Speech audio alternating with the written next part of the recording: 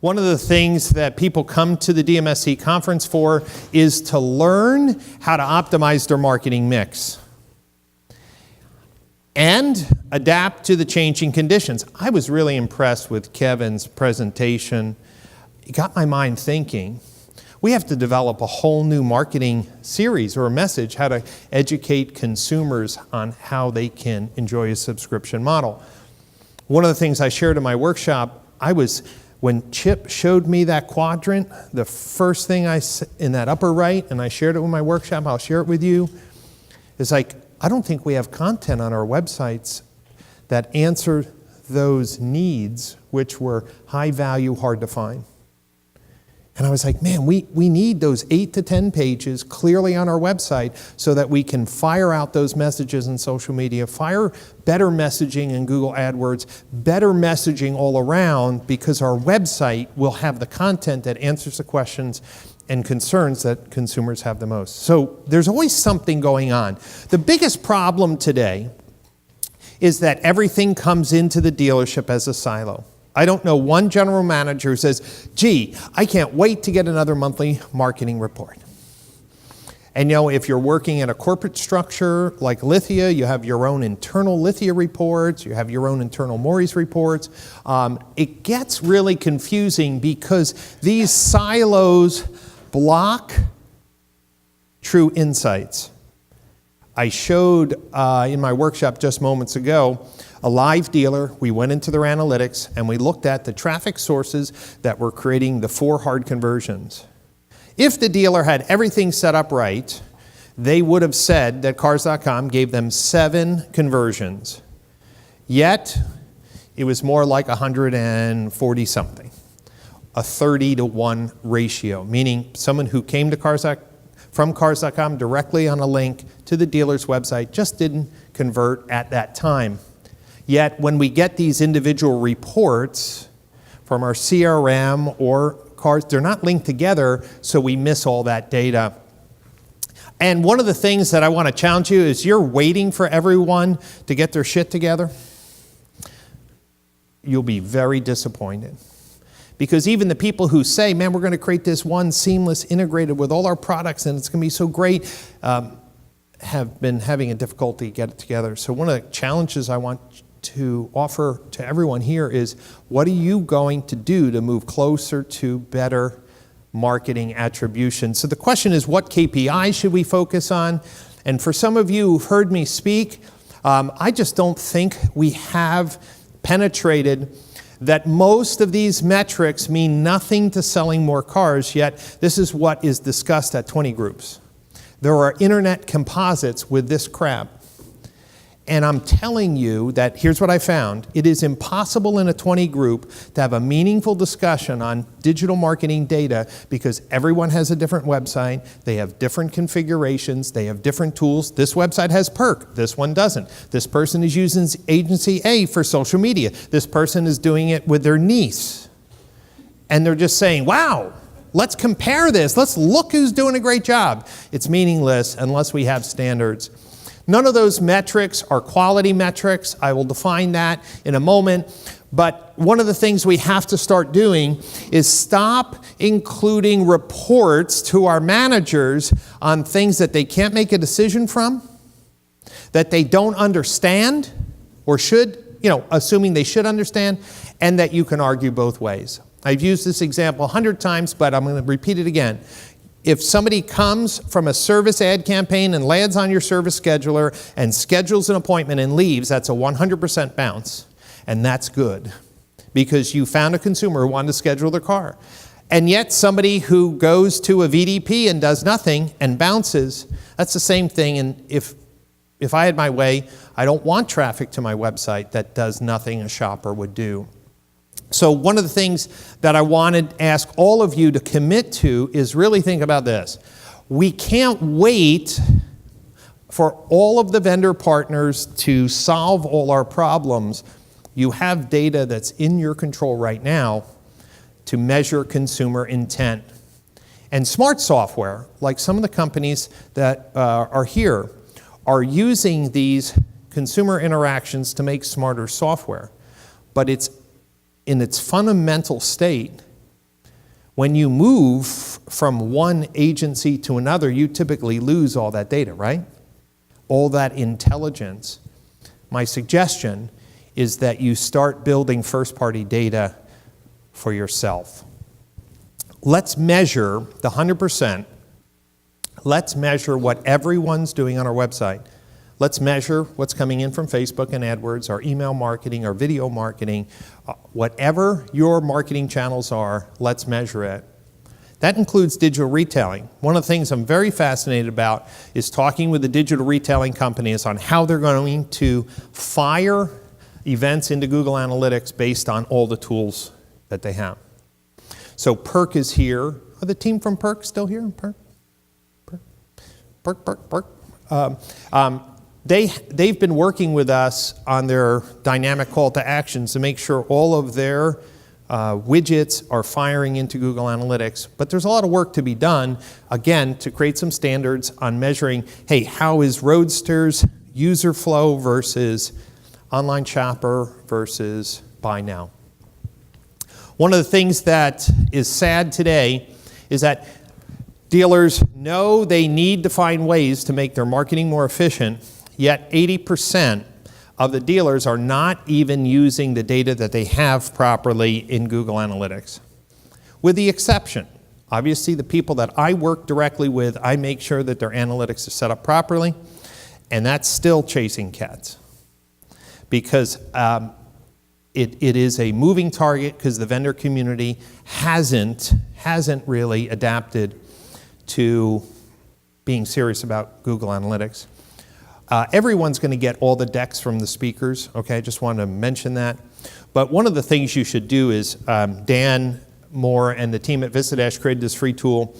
If you want to know if your Google Analytics is set up properly, you can go to that free link.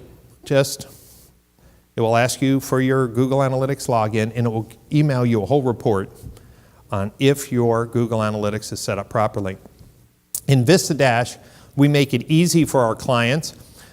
I blanked out the store names, but the green lights means things are working. Are their Google Tag Manager tags working? Are the lead form goals working? Are the DNI calls working? Are the chat conversions working? Are the text messaging? Oh, there's some red dots. And those fire off instant triggers to marketing managers and say, someone screwed up with your tag manager, right? But my point is I can't, or even VistaDash can't police the whole universe. And that's why we have to be very clear that even though these website providers and many other people support the open specification for PCG, we have to decide if the dealer's first-party data is worth protecting. I'm taking the stance that dealers need it because dealers will change their website providers. They will change their ad agencies, their social media agencies, their CRM platforms, their call tracking platforms, and we need, as an industry, to support a single standard that's open, there's no cost to it, but then allows a dealer to move from one website platform to another, one call tracking vendor to another, one chat platform to another without a problem. As part of our open specification, when you start tracking 100%, you could start tracking traffic quality. And we are educating the industry now on what reasonable metrics are.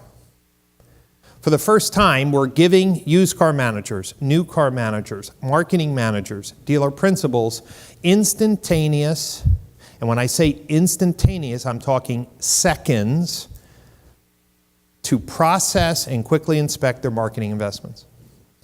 I'm just going to mention two on this list. Photo engagement rate. That's it's expressed as a percentage. It's the percentage of people who, when they come to your website, either on a mobile device or a desktop, engage with the photos. Not a page that has a photo. They have to swipe or click. You with me?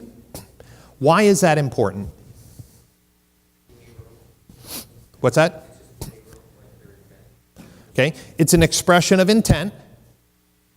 But here's one of the things that I loved about maybe a visit a year ago. I asked the analytics team at Cars.com, what were the 5 signals that a consumer does on your website that indicates that car is going to sell? You understand what that means? They know when cars sell, right? They come off the inventory feed. And that photo, I think, was in position 1 or 2. Meaning a car that gets a lot of activity on the photos, meaning maybe it's priced right, maybe it's in demand, it's really a desirable car, the way it's merchandised, and high photo engagement represented great traffic, great buyers for that car. Oh, let me mention one other thing. The ZEP.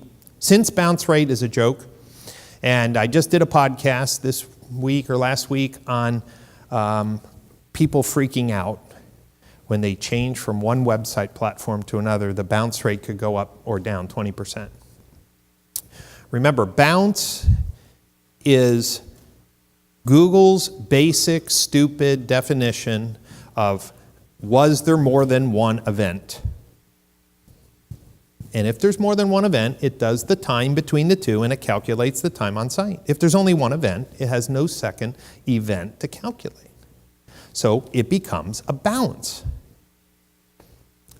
So somebody was freaking out the other day and a vendor called me up and said, Brian, is there anything you've written that would just calm this dude down? I'm like, what happened? It was like, well, their bounce rate was 20% or 16%, and when they cut over to our website, their bounce rate went to 30-something%. I'm like, oh, I know exactly what this problem is, and that's why I did the podcast. The first website provider was throwing events regardless of whether a consumer clicked. So they were throwing events, like if their software loaded, they'd throw an event. You with me? If their software loaded, so somebody would come to a page and the events would fire. I said, your new website is only firing events when a consumer does something. And so that's why we came up with ZEP. What percentage of the traffic got no points for engaging with your content? Those two metrics can allow a general manager, a dealer principal with no experience in digital marketing to quickly spot concerns. Just spot concerns. One of the things that an open standard does will allow you in this room, because here's the thing, I've been passionate about this for 2 years, and still I haven't broken through yet. We haven't broken through the majority. But how many of you in this room, in a multi-store group, has more than one agency running ad campaigns? How do you know who's doing a better job? So let's just say the easy case, you have two Dealer.com websites. You say, I'm going to let Dealer.com run one ad campaign. I'm going to let the other agency do the other. Let's just do a face-to-face. Well, if you don't have tracking set up, it is impossible, because you can't look at their final reports, right? You could look at traffic quality, agency A to B. Here's another one. You have the same agency, but different website platforms. You have this problem too. You're like, which website platform performs better? Have you ever really wanted to know that answer? How many times would you think in this industry people change website platforms because they say their current website sucks, and when they cut over, they never look if things got better? True. It's true.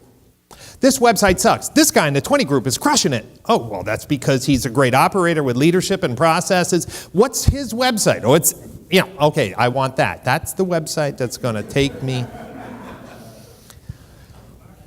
The amazing thing about an open standard specification is that on a dealer e-process website, if somebody swipes or clicks, the event, CPE, photo, gallery view, triggers. If somebody clicks on the trade-in button on a dealer e-process website or a Dealer.com website, the trade-in start process event. Meaning, you can look then to see the same agency running similar campaigns on two different website platforms, which websites seem to really connect and engage and create those higher value actions. The other thing is this cutover. So, we just had the Ford Direct announcement. I have a new research report coming out in a few weeks on that. I wanted to wait until the digital marketing decision was made, and was just made a few days ago. Starting July 1st, Ford will co-op 100% of most of the digital marketing, with the caveat it has to go to one of the 4 authorized Ford Direct sites. Okay, so Dealer.com, Giselle, Dealeron, and CDK. So by having an open standard, if somebody was on dealer.com and said, I don't like my Ford Direct dealer.com site, I'm going to go to CDK, guess what? Before you do that, would you please turn on the event tracking on your dealer.com website and get enough data, and then when you cut over, you actually can compare. Not time on site, not pages per session, and all of the. When I moved, did my website generate more engagement on that platform? And so let's apply it. Very simply, we all know what retargeting is, but I'm just putting this slide in because Tim forgot that there was Google Analytics after I said it 12 times.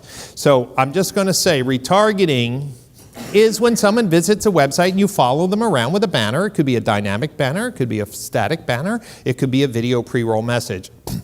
For most dealers in the United States who are using amateur hour agencies, and I wrote this article that your local agency isn't your friend. You know, you're their only automotive client. Just saying, that is a recipe for disaster, but it happens all. Hey, I fired dealer.com, I'm going with a local guy. What kind of experience the guy's had? No experience in automotive, but they're really smart, and they're Google certified.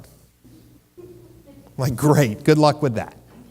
Here's what's happening for a lot of people. We're sending traffic to our website, they hit that home page, and you're retargeting everyone. If we were smart and we wanted to apply this knowledge, couldn't we create an audience, and I showed in my workshop how to do it. It took all of 5 minutes. Wouldn't it make sense to create an audience of engaged shoppers so that when people came, you were able to see who was engaged and the vehicles they looked at so you could retarget them with specific messages?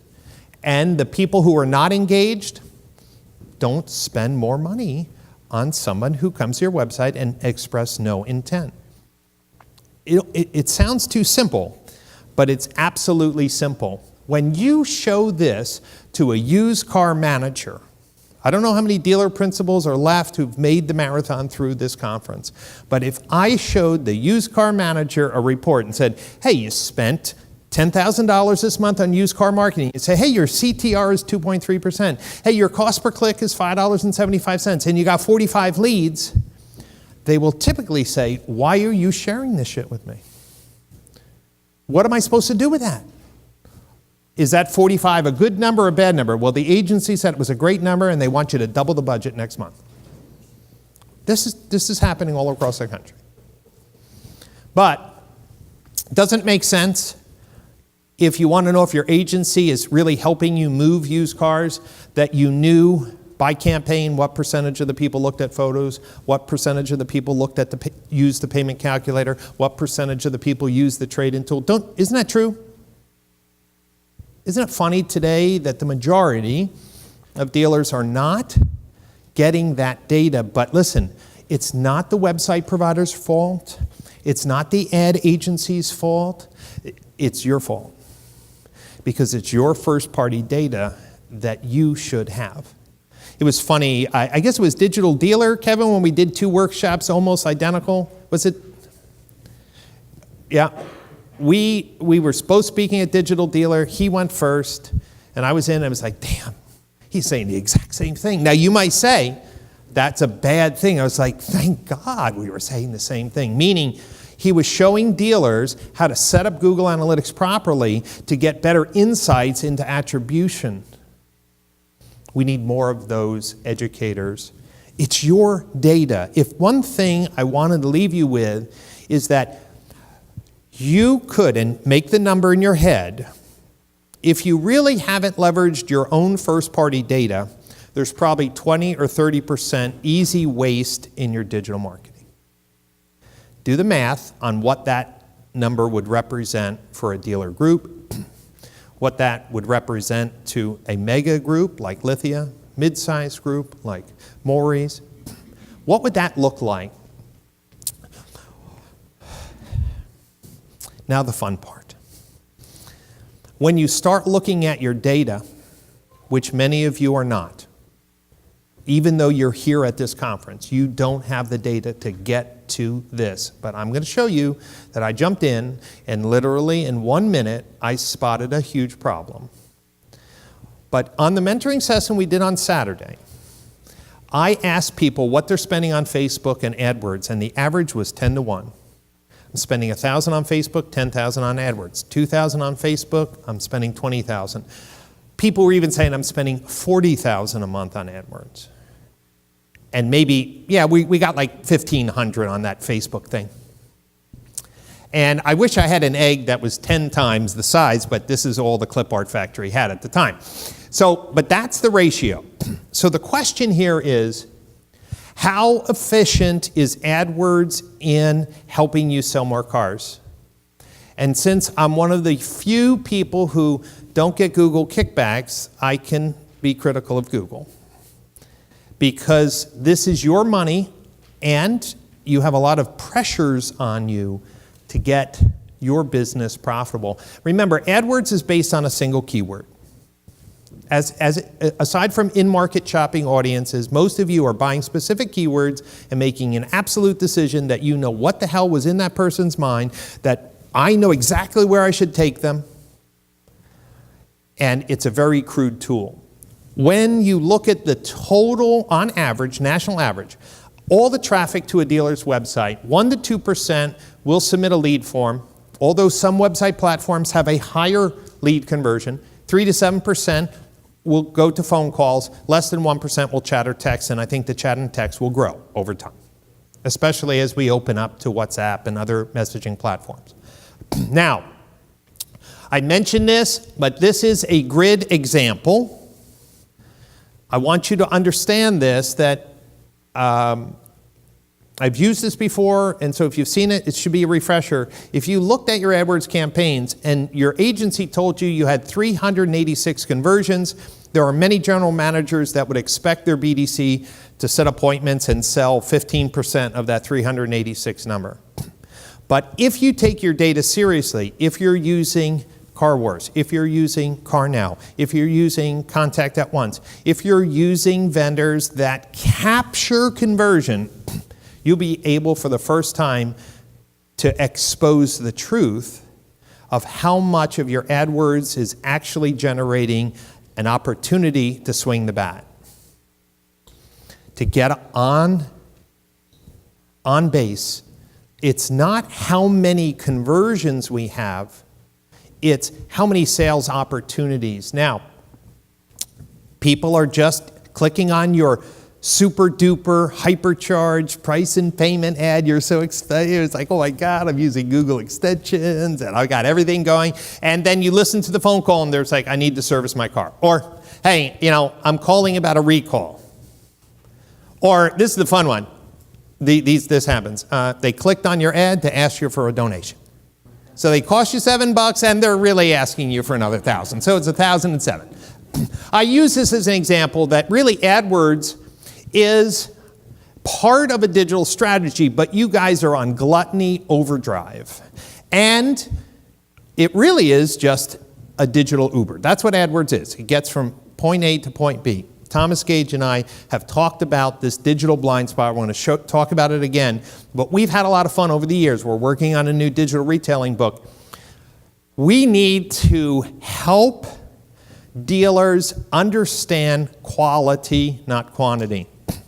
Here's the example I pulled up just this morning. It took me all of 2 minutes. I looked at a 30-day period, for this one single point store. And they spent $24,000 on AdWords, and they got 224 conversions. Now, in VistaDash, we break that out because we're looking at the goals, right? We have 4 working goals set up for all our VistaDash customers. How many phone calls, how many chats, how many forums, how many text messages. The PER was 14%. That means 14% of those sessions engage with the photos. By the way, my minimum for AdWords is 15%. If you are trying to sell newer used cars and your agency can't generate a 15% or higher PER, they're buying shitty keywords. Now, let's do the math here. They had 145 calls, 30 chats, 28 lead forms, 21 text messages for $24,000. If you do the math, right, that's $109 per conversion. This is where most dealers stop, and they say, yeah, my cost per lead on AdWords, yeah, $109. And here's what they say. It's like, but isn't that expensive? And they're like, yeah, but it's like first-party lead. I generated it. We'll get to that. But you can ask Cassie. She has millions of calls she listened to. Less than 15% of AdWords calls are for a newer used car sales opportunity. That means there wasn't 145 sales opportunities. There was 22. 60% in general of chats are for sales opportunities. There's a lot of chats just like, hey, what's your hours? Or, hey, how do I service my car? 95% of all lead forms generally are for a sale, right? They're filling out a trade-in form, a get e-price form, a finance form. So most of the forms that go into your CRM, not always perfect. And then of the text messaging, I just looked at a couple old reports. It was about 50%. Whether it's 50% or 60% or 60% or 70% on the chats and text, that's not going to move the number much. It's the phone call piece. That's why Cassie's product is absolutely critical for you to optimize your marketing mix. It was $300, for someone in this room, $315 per conversion for a sales opportunity. But if you didn't have the data, you would never unwind that. So they got 78 leads to sell a newer used car for $24,000 if at a 10% conversion, right? Got 10 leads from AdWords, and that would be $3,000 just for one channel. And was AdWords the only channel that consumer touched? Likely not. You can't get to this mind-blowing number if you don't give a shit about your own data, because your agency partners are incentivized by Google every single month to sell you more, and they will get paid more. Google calls it something, non-sneaky, but it's just kickback. That's what it is. So, hey, when your agency calls up and says, man, we have a special, man, you should really increase your display budget. That's because Google said to that agency, look, if you get another $100,000 a month in display, man, we'll give you a $10,000 bogey. That's the shit that happens. So if no one's inspecting quality, if no one's willing to raise their hand and say, you're insane that you think Car Wars is expensive, you think that a chat platform is expensive, you think learning Google Analytics is expensive, how about blowing tens of thousands of dollars a month and believing that the agency partners really are doing the best? This is the same dealer, different campaign. This is a display campaign. This was $1,600 on display ads. And the PER was 1.47%. So this stands out to me. That means only 1.4% of that traffic that came back. And there was 1,179 clicks, 818 sessions. Only 1.5% looked at photos. And look, they got 27 conversions. That's how it broke out. Calls, chats, 0 lead forms. Smelling something here.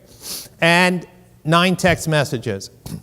So basically they got 10 sales opportunities for that $1,600 at $160 an opportunity. See, when you're advertising on Facebook, and this is not a shill for Sean Seltzer, although he's the most handsome man here today.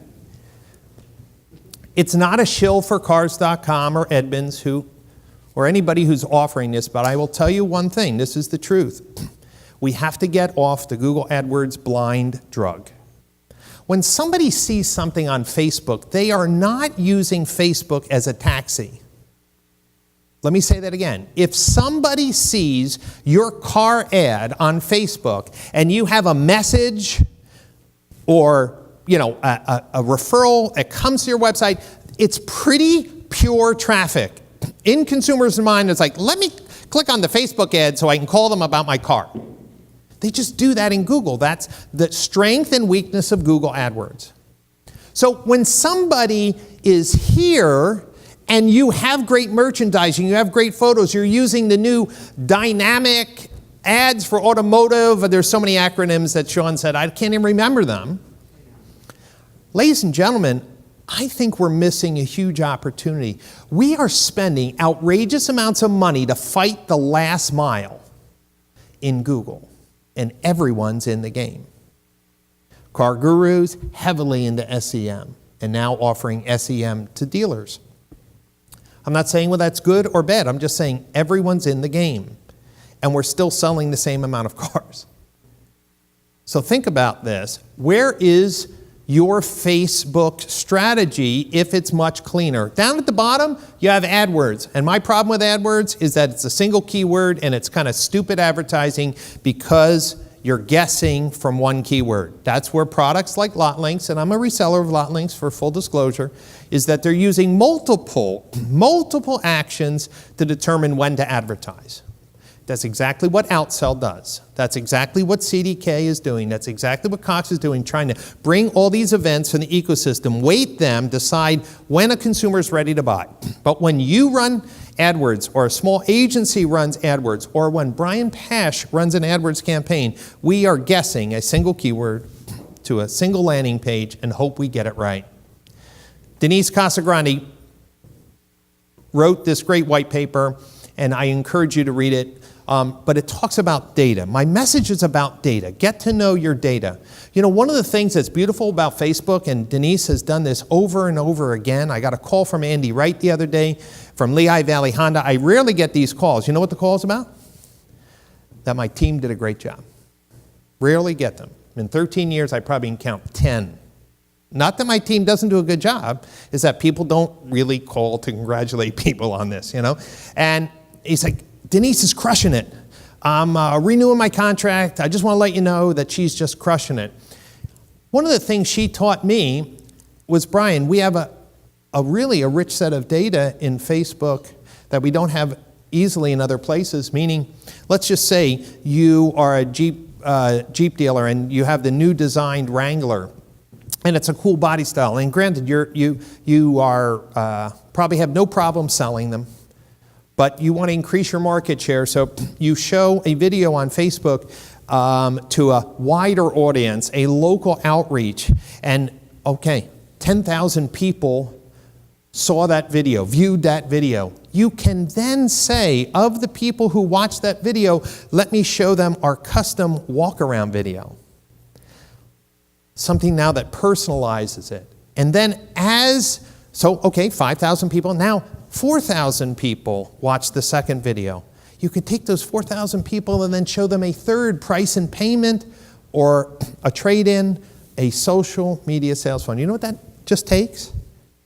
Your desire to own your own data.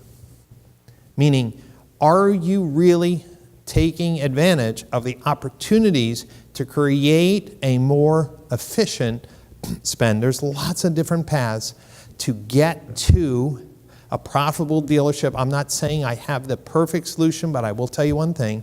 The metrics that are being still used today in our industry are blinding dealers from a very painful truth. We're using the wrong tools. And one of the things that Thomas and I talked about is this digital blind spot. We all know it. I just want to be very clear that people come to our website, and we only can see the people who come to our website and where they came from in Google Analytics. Yet, we're advertising on all sorts of third parties, and very few people come as a referral. The majority of people come through another path. That's the digital blind spot that Thomas and I defined. The digital blind spot is hurting our ability to know who's working the best. So what we have is somebody comes from cars.com to our website, shops. Then they remember it's ABC Honda, they Google it, they come in as an organic vision. Maybe you're retargeting them with some SEM. They already know ABC Honda, they come direct, and they convert to a lead form, and your CRM says, website lead. Not these are the 4 things that touch, but just says website lead. Or maybe they were watching your television ad. Maybe you were doing some video pre-roll, they came. You started retargeting, they came back. Then they saw your Facebook because you're using the Facebook retargeting pixel. They come back and submit a lead, and both scenarios come into your CRM as website lead. That's what's happening today. So for most of the dealers in the United States, except the smart ones that are here, or will be soon to cleaning them up, their monthly CRM lead performance report looks like this. Website leads, walk-ins, and all of those are the people who send leads directly to the CRM through ADF. Does that look familiar to anyone? Walk-ins and website leads. The truth of the matter is, I hear dealers say all the time, I wish I could get rid of all third-party classifieds. I'm like, how the hell are you going to do that? Well, I just need the best AdWords campaigns and the best Facebook campaigns. I'm like, good luck with that. Because those website leads and walk-ins are really a combination of all the advertising that the dealer's doing, but your CRM isn't reporting that to you. For some of you, you've heard me say this message, but I'm telling you, I go to these 20 group meetings and I'm looking at what they're looking at, and they're looking at CRM lead closure reports, and they're comparing one dealer to another. And it has nothing to do with that. It's like, what was the quality? They're looking at conversions, not true opportunities. I saw this great cartoon. Somebody gets a catalog, let's say for Nike sneakers. They're walking in the mall. They see a sign on the wall. They're searching. They see maybe an article about the newest, latest Nike shoes. They hear a commercial about Nike. Then they're in front of their television. They see something else, and they pick up their mobile phone and order the shoes. And the automotive marketing manager says, let's cancel Cars.com, Auto Trader, everything, and let's just put all our money on mobile. This is what's happening in the industry. I took a random dealer live, no setup, and I showed them that when you look at all 4 conversion channels, some of the people you think are the most expensive ways to expose your inventory really are not. This is just another example. It's a little blurry, I'm sorry. This is exactly what we demonstrated in the workshop. That number 4 is Car Gurus. If you're a Kevin Fry and you have the referral source going into your CRM, so Kevin doesn't look at website leads, he looks at website leads by referral source. Let's just say that's what Kevin did, because he knows website leads in a big bucket is a silly, stupid thing. In his CRM, he would show that Car Gurus generated 15 last-click leads. And let's say Car Gurus sent 100 leads direct. Do you understand that that dealer would evaluate Car Gurus based on 115 leads? 100 that came direct through ADF, and 15 if they had their CRM set up properly. We all clear?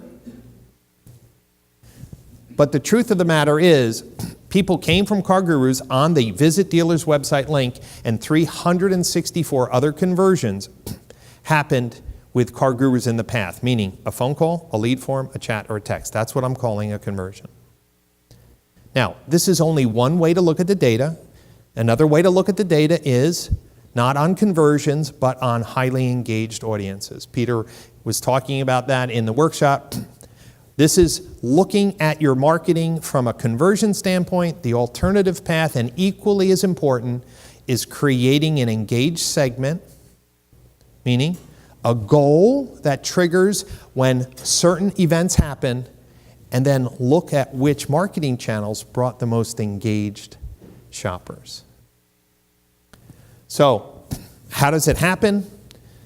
Whether you have trade pending or perk, whether you have Contact at Once, Car Now, Gubagoo, CarChat24, whether you have Car Wars, Call Review, or Interactive Tell, all of these companies are supporting the single standard, the open standard, to allow you to move between companies, between platforms, between agencies, and have consistent data. How does it look in real time? Well, let's just say that you have Car Now on your website. You would be able to see in Google Analytics a series of events, and here's the key, also with outcomes.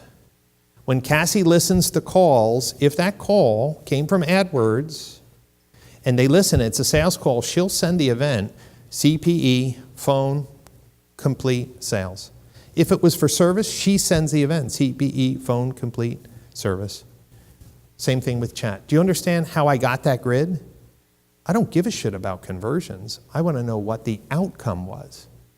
So when you invest in call tracking, and when you use a compatible chat provider like Contact at Once or Car Now, and a compatible text, most of you have your lead form working for the first time, you can have in Google Analytics a true map of how your marketing is working. The only thing that I'm pissed about that we have to really get the folks at Car Wars and the folks at Car Now and the folks at Contact at Once is I want them. I can't police the whole world. VistaDash can't police the whole world. So if you're not a VistaDash client, you can't use our alerts. I want them. I want Contact at Once to go in and look, hey, did the chat events fire yesterday? Because if they didn't, that means somebody took your container off, Ed, and you should know it. Instead of 45 days later, you're like, shit, my engagement's down on my website, my marketing site is like, oh, someone took the container with all our event tags off. We need to work on this. Ladies and gentlemen, I want us to think differently. Today is just another opportunity for you to leave here and apply a new concept. And here's what it is. It's just that your data is important. And if you take first-party data seriously with some basic free tools and working with competent partners, you will be able to identify waste. And I don't know if that's critical to your business, but I know there's only 3 ways dealers are going to make more money: marketing efficiency, sales efficiency, and lower the labor costs. What this type of conversation does, when you take your data seriously, you make your data work for you to reduce waste, make that marketing more efficient, and as your marketing dollars are spent, you can generate more sales opportunities. Does that make sense? Does that make sense? Obviously, I want to thank the VistaDash team for kind of following my vision. Dan Moore has taken that over. But here's one thing I do know. And in my workshop, one of the attendees was saying, but Brian, Google Analytics is overwhelming for most people. Isn't that true? It's like a little overwhelming.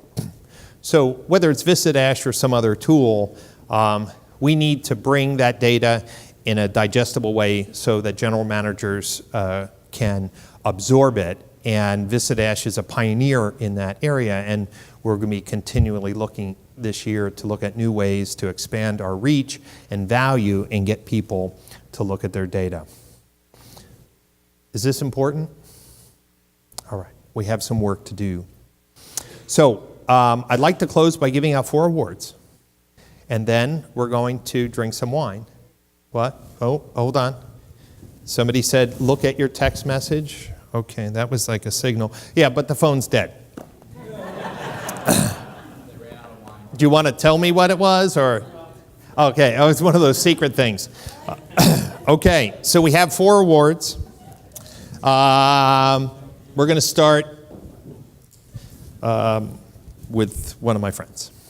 One of the things that we did in VistaDash is create something called My Story. Here was the idea. There's so much data.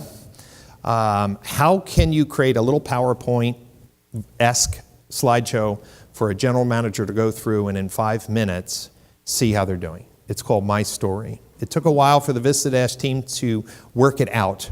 But this award is for a company who's using VistaDash, but uniquely has made my story part of the monthly GM review process. So when they sit down in the store, they force the managers to look at the data, and it's really transforming the conversations in their auto group, because now we're getting the general managers on board. And guess what? Anytime during the month they can log in and look at, listen, my story. Do you understand the beauty of that? What's my data telling me? And so this award goes to Ben Robertaccio and the Maury's Automotive Group. There we go. Thank you, Brian. Sure. All right. So let's see. Here we go. Okay. So one of the things that we talked about in the presentation is from Chip and from Max is, what are consumers really expecting or desiring, from us as the dealer community? And of course, one of the most powerful opportunities or lead gen, I don't know about you, but isn't your trade-in leads pretty valuable? I mean, think about that. But it's odd. I'm a student of this game. I see very little trade-in marketing. Let me say that again.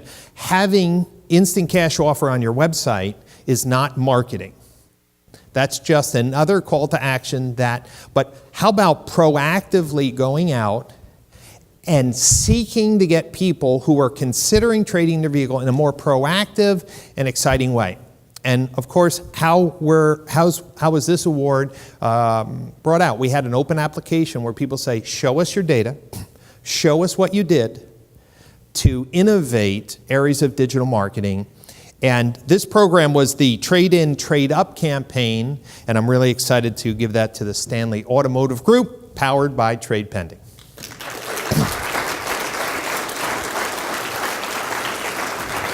There we go. We got it. Okay, here we go. One of the exciting things in this industry is the technology partners that come out. I remember when Trade Pending first came out. Some of you know Bryce Englert, former Dominion guy, took the risk, jumped out on his own, and transformed his idea into something today that's really capturing the imagination of many dealers and digital retailing tools. I didn't know much about Perk and their customized call to action messages. Some of you may have had Andy Medley's workshop, but there's something cool about having a website that morphs dramatically based on customer behavior. We've talked about this, and we really love the case study and the results from Krieger Ford.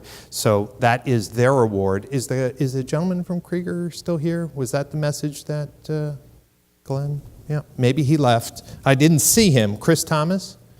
Yeah, I think he left. We'll give them a hand because Chris isn't here.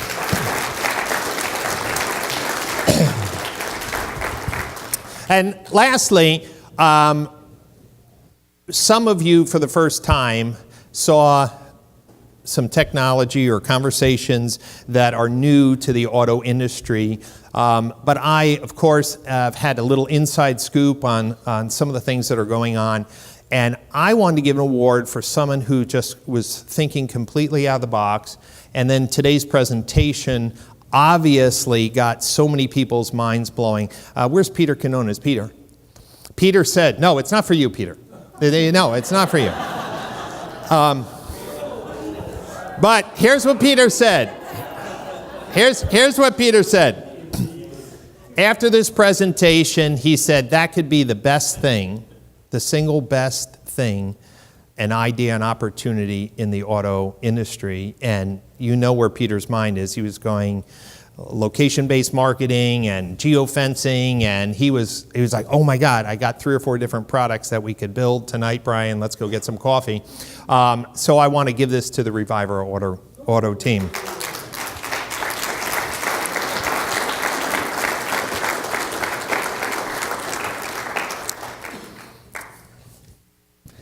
Thank you, buddy.